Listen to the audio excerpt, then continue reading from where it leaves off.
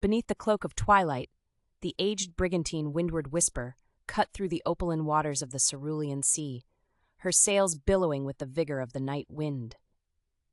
At her helm stood Captain Elias Barrow, a figure whose reputation was sculpted by the salt and storms of countless voyages.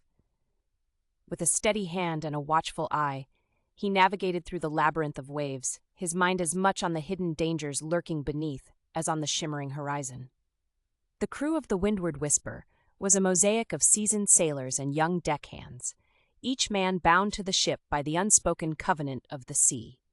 Among them was young Tom Hawkins, whose dreams of adventure had lured him away from the monotony of dockside life to the ever-changing world aboard the brigantine. Tom was quick to learn and quicker to smile, earning him the affectionate nickname Sparrow from his shipmates for his nimble movements and slight frame. As night deepened, a silhouette appeared against the moonlit backdrop, an ominous schooner bearing down upon them with the silence of a predator.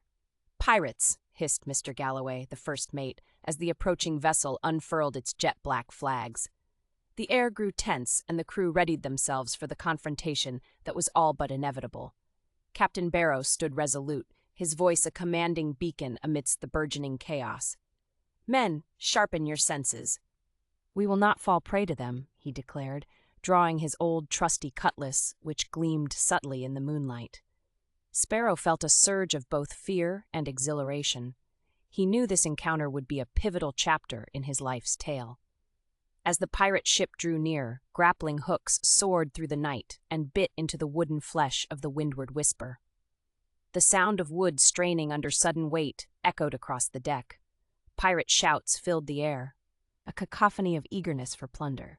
Sparrow, gripping a belaying pin, found his fear overridden by a heady blend of adrenaline and resolve. The pirates swarmed aboard, and the deck of the brigantine transformed into a theater of conflict. Swords clashed and shouts rang. Captain Barrow fought with the prowess of a seasoned warrior, his blade moving in a blur.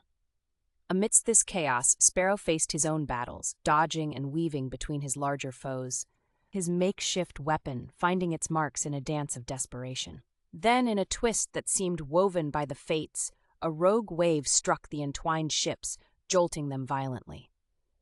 Sparrow saw his chance. With a daring leap, he landed aboard the pirate schooner, his heart pounding furiously. He rushed to their helm, quickly assessing their rigging and lines, and with a stroke of audacity, released their sails, casting the pirate vessel adrift. The tide of the skirmish turned as the pirates realized their plight. In their distraction, the crew of the Windward Whisper rallied, pushing back with renewed vigor. The pirates, disoriented and leaderless, soon fell into disarray and retreated to their untethered ship, which now floundered directionless in the water. As dawn broke, painting the sky in hues of gold and pink, the Windward Whisper emerged, battered but unbowed.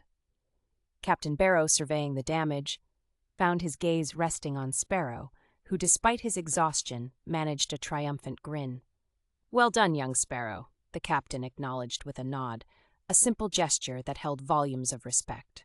Weeks later, when the Windward Whisper docked at the bustling port of Marisport, tales of their daring melee at sea had preceded them. Sparrow, the young sailor who had leaped into legend, was met with cheers and admiration. A far cry from the obscure deckhand who had once looked out over the docks, dreaming of adventure. Thus, amidst the laughter and camaraderie that night at the Drunken Mariner Tavern, Tom Hawkins, now forever Sparrow, realized his life had irrevocably changed. The sea had embraced him, tempestuous and terrifying, yet filled with boundless opportunity, and he knew in his heart that he would never bell on to the land again.